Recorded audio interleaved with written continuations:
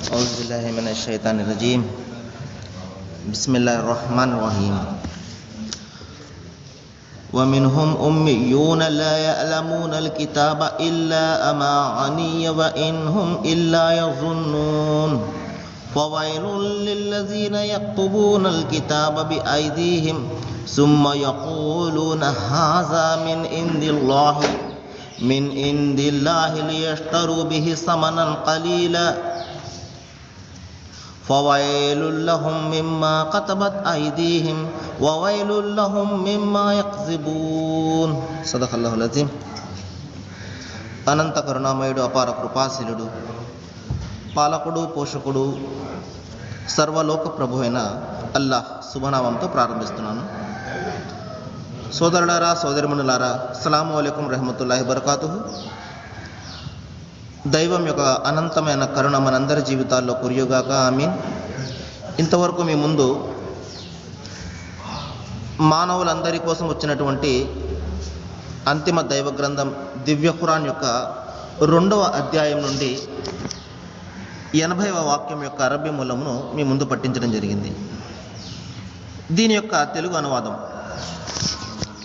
వారిలో నిరక్షరాస్యుల వర్గం ఒకటి ఉంటుంది. వారికి గ్రంథ జ్ఞానం ఏ మాత్రం కూడా లేదు.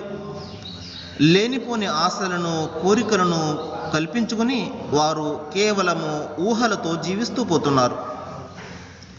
దైవ గ్రంథాన్ని స్వహస్తాలతో రచించి తద్వారా తుచ్చమైన ప్రయోజనము పొందే నిమిత్తము వారు ఈ విధంగా అంటారు, ఇది అల్లాహ్ వద్ద నుండి వచ్చినదే అని ఎవరైతే ప్రజలకు చెబుతారో అటువంటి వారికి వినాశనం తప్పదు. వారి స్వహస్త రచన వారి వినాశనానికి దారితీస్తుంది. వారి ఈ సంపాదన వారి సర్వనాశనానికి కారణమవుతుంది. సోదరులారా, ఇంతకు ముందు వాక్యాల్లో ఒక విషయాన్ని గురించి దైవం చెప్పడం జరిగింది. అదేమిటంటే, ఓ విశ్వాసులారా, మీ సందేశాన్ని ఆ మదీనాలో ఉన్నటువంటి యూదులు విశ్వసిస్తారని మీరు ఆశిస్తున్నారా? ఎంత మాత్రం కూడా విశ్వసించరు. ఎందువలనంటే వారిలో ఒక వర్గానికి దైవ గ్రంథాన్ని మార్చివేసే అలవాటు బాగా ఉన్నది. ఎందువలనంటే మనిషి యొక్క నైజము ఏమిటంటే, తనకు ఏదైతే అనుకూలంగా ఉంటుందో, తనకు ఏదైతే తేలికగా ఉంటుందో దానిని ఆచరిస్తూ ఉంటాడు. తనకు కష్టంగా ఉన్నదాన్ని అతను మార్చివేస్తూ ఉంటాడు. ఎందువలనంటే సమాజంలో కొంతమంది చేతుల్లోనే ఇది వరకు గ్రంథాలు ఉండేవి. వారు సామాన్య ప్రజలకు ఎంత మాత్రం కూడా అందుబాటులోకి తెచ్చేవారు కదా గ్రంథాలను. కాబట్టి సాధారణమైన మానవుడు, మనిషి వారి మీద ఆధారపడేవాడు. వారు ఏదైతే చెప్తారో అదే నిజమని విశ్వసించేవాడు. ఈ విధంగా ఈ దైవ గ్రంథాలను తమ గుప్పెట్లో పెట్టుకుని సాధారణ మానవులను వారు ఈ విధంగా ఆట ఆడించేవారు అనమాట. అదే విషయాన్ని ఇక్కడ దైవం చెప్తున్నాడు. యూదులకు తెలుసు ప్రవక్త ముహమ్మద్ సల్లల్లాహు అలైహి వసల్లం వారు అంతిమ దైవ ప్రవక్త అని తమ గ్రంథాల్లో ఈ విషయం ఉన్నదని. కానీ వారు సాధారణమైన మానవులకు, సాధారణమైన ప్రజలకు ఈ విధంగా చెప్పేవారు కాదు. వారు విశ్వాసులను, ముస్లింలను కలిసినప్పుడు మేము విశ్వసించాము మీ ప్రవక్తను అని చెప్పేవారు. కానీ వారిలో ఒకరినొకరు కలుసుకున్నప్పుడు ఈ విధంగా అనేవారు, ఏమయ్యా, మీకు దైవం చెప్పినటువంటి విషయాలను మీరు వారికి ఎందుకు చెప్తారు?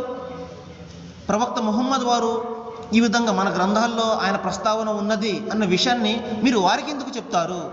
రేపొద్దున, అంటే రేపు మరణం తర్వాత దైవం ముందు వారు మనకు వ్యతిరేకంగా వాదిస్తారు కదా. ఓ దైవమా, మేము ప్రపంచంలో ఉన్నప్పుడు యూదులు ముహమ్మద్ ప్రవక్త వారి గురించి చెప్పేవారు, మా గ్రంథాల్లో ఆయన ప్రస్తావన ఉన్నది అని. కానీ తీరా ఆయన వచ్చిన తర్వాత వీరే వ్యతిరేకించారు ముందే అని మనకు వ్యతిరేకంగా దైవం ముందు సాక్ష్యం చెప్తారు కదా, మీరు వాళ్ళకెందుకు చెప్తున్నారు అని పరస్పరం ఈ విధంగా వారు మాట్లాడుకునేవారు. అప్పుడు దైవం ఈ విధంగా చెప్తున్నాడు, మనసులో దాచేదంతా, వెల్లడి చేసేదంతా అల్లాహకు, దైవానికి తెలుసు అన్న విషయం మీకు తెలియదా ఓ మూర్ఖుల్లారా అని చెప్పేసి ఇక్కడ చెప్తున్నాడు. మనం అనుకుంటాం, మనం ఏదైనా ఒక పని చేసినప్పుడు అది దైవానికి తెలియదేమో అన్న నిర్లక్ష్యంతో మనము పనులు చేస్తూ ఉంటాం. కానీ దైవం అంటున్నాడు, ప్రతి చిన్న విషయాన్ని కూడా నేను నమోదు చేస్తున్నాను. ప్రతి చిన్న విషయాన్ని కూడా. ప్రళయం దినాన్న ఒక పుస్తకాన్ని నేను నీ కొరకు తెరుస్తాను.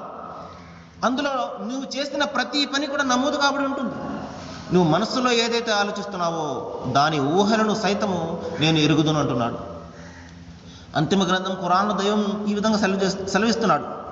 మరి నల్లటి చీకటిలో నల్లటి రాయి మీద నడిచే చీమ యొక్క అడుగుల సవ్వడి కూడా నాకు తెలుసు అంటున్నాడు. అంత సూక్ష్మగ్రాహి దైవం అంటే. కానీ మనకు దైవం పట్ల అవగాహన లేని కారణంగా మనము అనేక విధాలుగా దైవాన్ని మనం అవమానిస్తూ ఉంటాం. ఆయన క్రిందకు వచ్చేసాడు అని, ఆయన మనలాంటి మానవుడని, మనలాంటి బలహీనతలన్నీ కూడా ఉన్నాయని, చనిపోయాడని, దెబ్బలు తిన్నాడని, నిద్రపోయాడని అనేక రకాలుగా మనము అనేకమైనటువంటి అపచారాలను, అనేక రకమైన అవమానాలను మనం చేస్తుంటాం. ఇదన్నీ ఎందుకు జరుగుతున్నాయి అంటే మనకు దైవం యొక్క భావన సరిగ్గా తెలియని కారణంగా. దైవం ఈ విధంగా చెప్తున్నాడు, నీవు నీ మనస్సులో ఏదైతే ఆలోచిస్తున్నావో అది బయటకు రాకముందే ఆ ఊహలను సైతం నేను ఎరుగుదును, జాగ్రత్త సుమా అని చెప్పేసి ఇక్కడ ఆ యూదులను హెచ్చరిస్తున్నాడు. తర్వాత సోదరులారా, ఇంకొక విషయాన్ని ఇక్కడ దైవము జ్ఞాపకం చేస్తున్నాడు. అదేమిటంటే వారిలో ఒక నిరక్షరాస్యుల వర్గం ఒకటి ఉంటుంది. ఇది ప్రతి సమాజంలో కూడా ఒక నిరక్షరాస్యుల వర్గం ఉంటుంది. వారికి గ్రంథ జ్ఞానం ఉండదు, చదువు ఉండదు. అది వారు ఏం చేస్తారంటే తమ గురువుల మీద, తమ బోధకుల మీద, తమ ఇమాముల మీద వారు ఆధారపడతారు. వారు ఏదైతే చెప్తారో అదే వేదంగా భావించి వారు అనుసరిస్తూ ఉంటారనమాట. ఎందువల్లంటే వారికి స్వయంగా గ్రంథంలో ఏముందో తెలియదు. అంతేకాకుండా అనేక రకమైన ఆశలను, కోరికలను వారు కల్పించుకుని ఊహలతోటి జీవిస్తుంటారు. పలానా ఆయన ఆ విధంగా చెప్పారు, మా గురువు గారు, అదంతే. పలానా ఇమాం గారు ఈ విధంగా చెప్పారు, ఈ విధంగా చేయాలి అని, నేను ఈ విధంగా చేస్తాను, సరిపోతుంది. ఈ విధంగా గుడ్డిగా అనుసరిస్తూ ఉంటారు తప్పించి అసలు గ్రంథంలో ఏమున్నది, దైవం ఏమి ఆదేశిస్తున్నాడు, ఈ విషయాన్ని గురించి వారు ఎంత మాత్రం కూడా ఆలోచించరు. ఎందుకంటే వారికి ఆ జ్ఞానం ఉండదు. చెప్పే జ్ఞానం గల వాళ్ళు ఏం చెప్తారు, వాడిని మార్గాన్ని తప్పిస్తూ ఉంటారు, సరైన మార్గాన్ని బోధించరు అనమాట. వారికి ఏదైతే ప్రయోజనకరమో, ఎందువలనంటే ఈ రోజున ప్రపంచమంతా కూడా వ్యాపారమాత్మకం అయిపోయిందనమాట. దైవం అనే పదం కూడా, దైవం యొక్క విషయం కూడా వ్యాపారమాత్మకం. ఈ రోజున చూడండి, ఈ దైవం పేరుతోటి ఎంత బిజినెస్ జరుగుతుందో ఈ రోజున మనం చూస్తూనే ఉన్నాం మన చుట్టూ ప్రపంచంలో.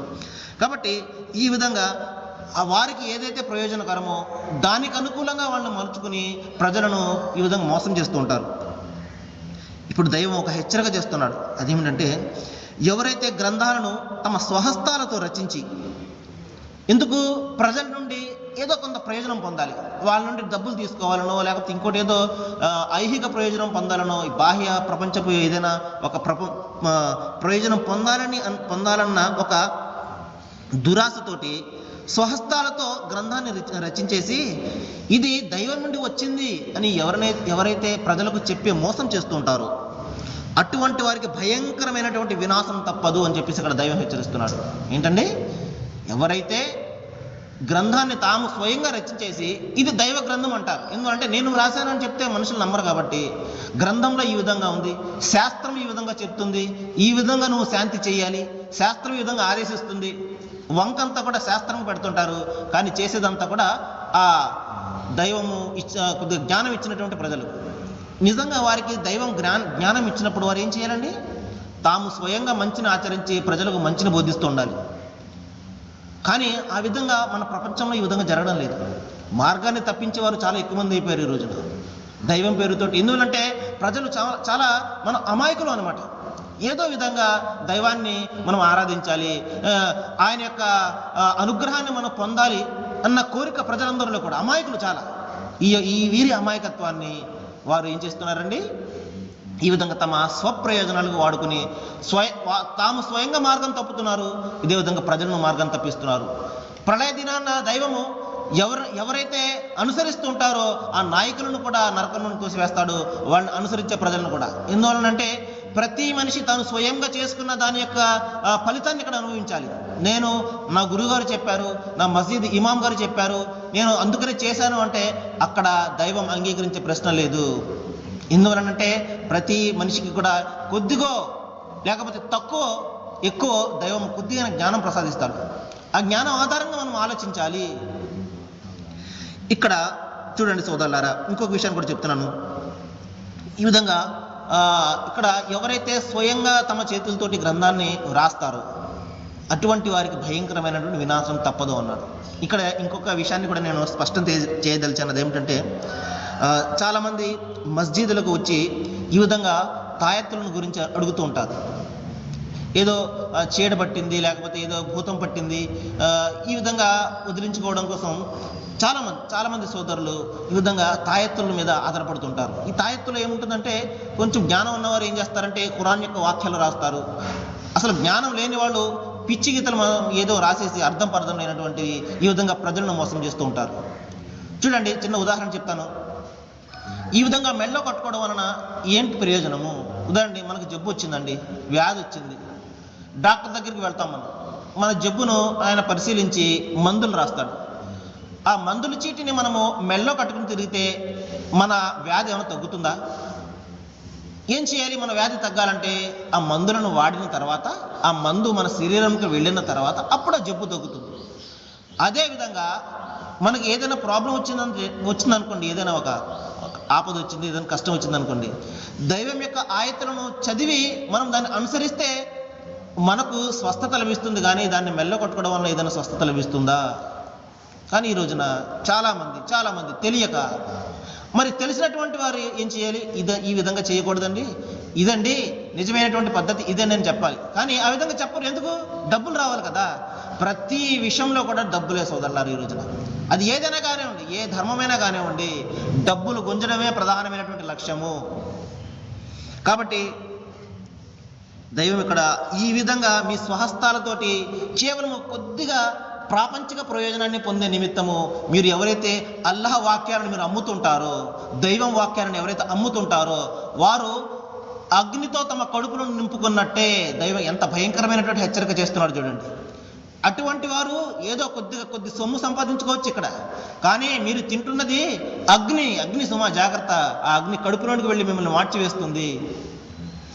ఇక్కడ సోదరులారా, ఒక విషయాన్ని ఇక్కడ నేను స్పష్టం చేయదలిచాను.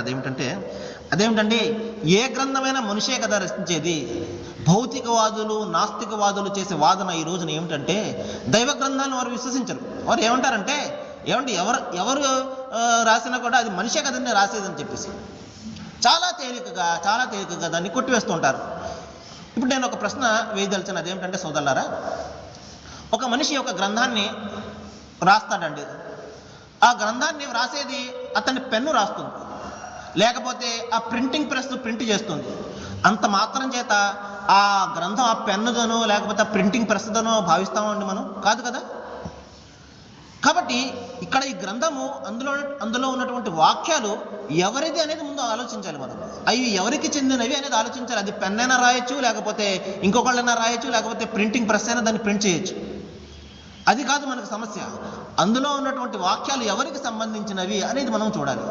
అదేవిధంగా ఇక్కడ దైవ గ్రంథం అనేది, ఈ వాక్యాలు దైవానికి సంబంధించినవా కావా? ఉదాహరణకి చూడండి, ఈ సర్వ సృష్టి కూడా నేను సృష్టించాను, ఇందులో ఉన్న సమస్తాన్ని కూడా నేను మీ కొరకు సృష్టించాను, ఈ భూమి, ఆకాశము, ఈ చెట్లు, ఈ చేమలు ఇవన్నీ కూడా నావి అని దైవం చెప్తున్నాడు.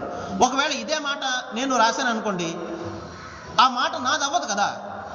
నేను రాసినప్పటికీ కూడా అందులో ఉన్నటువంటి మాటలు ఎవరివి? దైవానివి. కాబట్టి ఈ దైవ గ్రంథాలు అనేది మనిషి రాసిన అందులో ఉన్నటువంటి మాటలు దైవానివి అనమాట. అందులో ఉన్నటువంటి మాటలు ఎవరివని ముందు మనం ఆలోచించాలి. అది పెన్ను రాసిందా, లేకపోతే మనిషి రాశాడా, లేకపోతే ప్రింటింగ్ ప్రెస్ ప్రింట్ చేసిందా అనేది తర్వాత ఆ సమస్య అది. కాబట్టి ఇక్కడ నేను ఇంకొక విషయాన్ని కూడా చాలా స్పష్టం చేయదలిచాను. అదేంటంటే చూడండి, ఖురాన్ గురించి ఇది ఏ విధంగా గ్రంథస్థం కాబడింది, ఏ విధంగా ప్రస్తుతం మన చేతుల్లో ఉన్నటువంటి ఖురాను మనకు ఏ విధంగా వచ్చింది, 1500 సంవత్సరాలకు పూర్వం అవతరించినటువంటి గ్రంథము ఏ స్థితిలో మన చేతుల్లోకి వచ్చింది అన్నది మనకు తెలిసినట్లయితే నిస్సందేహంగా ఆ గ్రంథం పట్ల గౌరవం ఇంకా పెరుగుతుంది, ఆ గ్రంథం పట్ల ప్రేమ ఇంకా పెరుగుతుంది. ఎందువలంటే దైవం అన్ని జాగ్రత్తలు తీసుకొని ఈ గ్రంథాన్ని మన చేతుల్లోకి ఇవ్వడం జరిగింది. మన చాలా గ్రంథాలు ఉన్నాయి, కానీ మూల భాష ఏది కూడా గ్రంథాల్లో ప్రస్తుతం లేదు సోదరులారా. అన్ని నశించిపోయినాయి. మూల భాష అనేది ఏ గ్రంథంలో కూడా లేదు. కేవలం మనం అనువాదాలు మాత్రమే చదువుకుంటున్నాము, కేవలం అనువాదాలు మాత్రమే. కాబట్టి అనువాదాల్లో చాలా తేడాలు ఉంటాయి, ఎందువలంటే మూల గ్రంథం లేదు కాబట్టి. కానీ ఖురాన్ విషయంలో మనం చాలా అదృష్టవంతులం సోదరులారా. ఎందుకంటే దైవం స్వయంగా చెప్తున్నాడు, ఇన్న నహ్ను నజ్జల్న ఖురాన్ వ ఇన్న లహు లహాఫిజూన్. ఈ ఖురాన్ను నేను అవతరింపజేశాను, దీనిని రక్షించే బాధ్యత కూడా నాదే అన్నాడు. ఆయన స్వయంగా ఈ రక్షణ బాధ్యత, ఈ గ్రంథం యొక్క రక్షణ బాధ్యత తీసుకున్నాడు. కాబట్టి మనకు ఏ విధంగా అయితే ఆ గ్రంథం అవతరించిందో ఏ ఒక్క హల్లు ఒక్క అచ్చు కూడా పొల్లుపోకుండా మన చేతుల్లోకి ఈ విధంగా వచ్చింది. దీనికి వెనుక జరిగినటువంటి ఆ యొక్క చారిత్రక ఘటనలను మీకు చెప్తాను చూడండి. మరి మూల భాష ఉండి ఉన్నటువంటి గ్రంథం ఏదైనా ఉంది అంటే అది దివ్య ఖురాన్. మూల భాష అరబీ భాష లేకుండా ఏ ఖురాన్ కూడా ఉండదు. అనువాదాలు ఉంటాయి, అనువాదాల్లో చాలా తేడాలు ఉంటాయి. ఎందువల్లంటే ఒకరు ఒక విధంగా అనువాదం చేయొచ్చు, కానీ ఏది అనువాదం తప్పో కాదో మనకు తెలియాలంటే వెంటనే మూల భాషలోకి వెళ్ళిపోతాం. అరబీ పక్కనే ఉంటుంది కాబట్టి దాన్ని బట్టి ఇది కరెక్ట్ అయితే తప్పు అనేది తెలుసుకోవచ్చు. చాలామంది సోదరులు ఈ రోజున ఈ ఖురాన్లో తప్పులు వెతుకుతూ ఏమంటే పలానా దాంట్లో ఈ విధంగా ఉంది, పలానా దాంట్లో ఈ విధంగా ఉందని భావిస్తుంటారు. అవి అనువాదాలు అనేవి మనిషి చేస్తాడు కాబట్టి మనిషి మైండ్ బలహీనంగా ఉంటుంది కాబట్టి బలహీనమైన మనస్సుతోటి అనువాదాలు చేసినప్పుడు తప్పులు దొరుకుతాయి. కానీ దానికి మూల భాష ఉంది కదా అరబీ. ఈ అరబీ భాష ప్రపంచంలో ఎక్కడున్నా ఒకే విధంగా ఉంటుంది కాబట్టి 1500 సంవత్సరాలకు పూర్వం ఉన్నటువంటి ఆ భాష నేటికి కూడా అలాగే ఉంది, సజీవంగా ఉన్నటువంటి భాష అన్నమాట. కానీ మనం మిగతా గ్రంథాల యొక్క విషయాన్ని మనం చూసుకున్నట్లయితే దాని మూల భాష మనకు తెలియని కారణంగా దాని యొక్క అథెంటిసిటీ, దాని యొక్క శాస్త్రీయతత్వాన్ని, ఖచ్చితత్వాన్ని మనం అంచనా వేయలేము. కానీ ఖురాన్ విషయంలో మనం చాలా అదృష్టవంతులం. ఎందువలనంటే మూల భాష కూడా మన దగ్గర ఉన్నది. అరబీ తర్వాత దాని యొక్క అనువాదం మనకు లభిస్తుంటుంది. కాబట్టి అనువాదంలో ఏదైనా తప్పులు దొరికినా కూడా మూల భాష అయినటువంటి అరబీలో ఇంత మాత్రం కూడా ఒక ఖర్చు కూడా మనకు పొల్లిపోదు. సరే, ఇది ఏ విధంగా మానవుల వద్దకు చేరింది అన్న దాని గురించి నేను కొన్ని విషయాలు చెప్తాను. ప్రవక్త ముహమ్మద్ వారికి సల్లల్లాహు అలైహి వసల్లం, నేను ముందే చెప్పాను, 40వ సంవత్సరంలో దైవము అంతిమ ప్రవక్తగా ఎన్నుకోవడం జరిగింది. మరి ఆయనకు 40వ సంవత్సరం నుండి మొదలైనటువంటి ఆ యొక్క ఖురాన్ అవతరణ క్రమము 23 సంవత్సరాల పాటు నిరాటంకంగా నిరంతరంగా అది కొనసాగడం జరిగింది. ఇది కేవలము ఒక్క రోజులో వచ్చినటువంటి గ్రంథం కాదు. కొద్ది కొద్దిగా వాక్యాలు.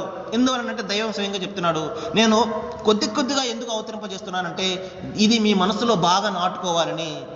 చూడండి, ఒకేసారి మనము ఏదైనా ఒక వ్యక్తికి చెప్పామనుకోండి, దాన్ని స్వీకరించలేడు. కొద్దిగా మనం చెప్పామనుకోండి, అప్పుడు చాలా సులభంగా అతను గ్రహించగలుగుతాడు. అదే విషయాన్ని ఇక్కడ దైవం చెప్తున్నాడు, కొద్దిగా నేను ఎందుకు అవతరింపజేశానంటే 23 సంవత్సరాల పాటు. అదేమిటంటే ఒక్క రోజులో లేకపోతే ఒక వారం రోజుల్లోనూ ఇచ్చేయచ్చు కదండి మొత్తం గ్రంథం అంతా కూడా. మరి ఈ విధంగా 23 సంవత్సరాల పాటు ఎందుకు జరిగిందంటే ఆ కాలమాన పరిస్థితులను బట్టి సమయానుకూలంగా దైవము ఆ యొక్క వాక్యాన్ని అవతరింపజేసేవాడు. ఎవరికైనా ఏదైనా సందేహం వచ్చినట్టయితే ఆ సందేహాన్ని తీరుస్తూ ఈ విధంగా ఖురాన్ యొక్క వాక్యాన్ని అవతరింపజేసేవాడు. ఎందువల్లంటే ఖురాన్ ప్రళయం వరకు కూడా ఉండే గ్రంథం కాబట్టి ప్రళయం వరకు ఉన్నటువంటి మానవులకు వచ్చే సమస్యలన్నింటినీ కూడా ఈ గ్రంథాన్ని పరిష్కరించాలి. ఎందువలంటే ఈ గ్రంథం తర్వాత ఇంకొక దైవ గ్రంథం వచ్చే అవకాశం లేదు కాబట్టి ప్రళయం వరకు వచ్చే మానవులందరికీ ఈ గ్రంథం మార్గదర్శకత్వం కాబట్టి ఆ సమస్యలకు అనుగుణంగా ఆ యొక్క ఖురాన్ వాక్యాలను దైవం అవతరింపజేసేవాడు. ఉదాహరణకు చూడండి, ఓ ప్రవక్త నేను నా యొక్క తల్లిదండ్రులతో ఏ విధంగా గౌరవించాలి అనగానే దైవము ఆ యొక్క వాక్యాన్ని అవతరింపజేసేవాడు.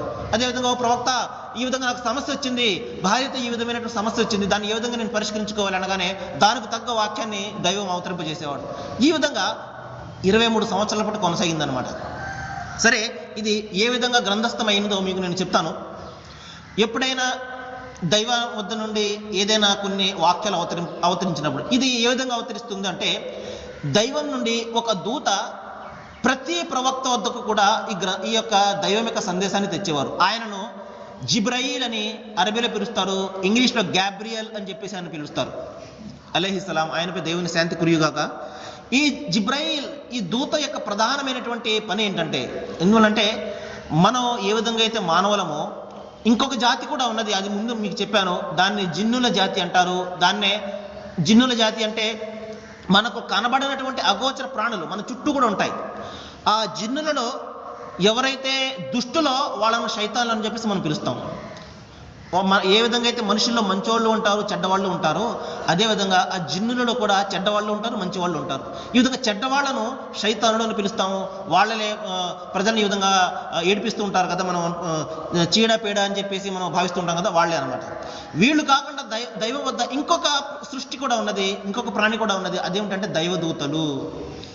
వారికి చావు పుట్టుకనే అతీతులు వాళ్ళకి కేవలం ఏదైతే దైవం ఆజ్ఞయిస్తాడో అవి చేయడం వరకు మాత్రమే వారి యొక్క బాధ్యత అన్నమాట. వారికి మరొక విషయం ఏది కూడా తెలియదు. ఉదాహరణకు చూడండి, పర్వతాల దూత ఉన్నాడు అనుకోండి, పర్వతాలకు సంబంధించిన వ్యవహారాలు చూస్తాడు.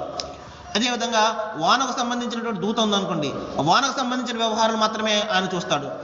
ఇదే విధంగా ఆహారాన్ని ప్రసాదించే దూత ఉన్నాడు, ఆయన ఆహారానికి సంబంధించిన వ్యవహారాలు ఆయనకు చూస్తాడు. ఈ విధంగా దైవము తనకు అనేకమైనటువంటి మంది దూతలకు వివిధమైనటువంటి కార్యక్రమాలకు వాళ్ళను వినియోగించడం జరిగింది.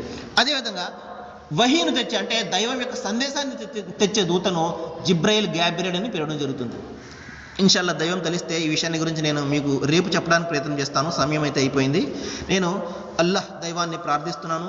ఏ విషయాలు అయితే నేను మీ ముందు ప్రస్తావిస్తున్నానో వీటి మీద మనం ఇంకా బాగా అవగాహన కల్పించుకోవాలని, జ్ఞానాన్ని పెంచుకోవాలని, మనలో ఉన్నటువంటి అపోహలు అపార్థాలు దూరం చేసుకోవాలని, మనము అంతిమ దైవ గ్రంథము దివ్య ఖురాన్ పట్ల మనము ఆసక్తిని పెంచుకోవాలని, దానిని గురించి మనం ఆలోచించాలని, దైవము మనందరి మనసులను కలపాలని, జ్ఞానాన్ని ప్రసాదించాలని, మార్గాన్ని ప్రసాదించాలని నేను వేడుకుంటున్నాను.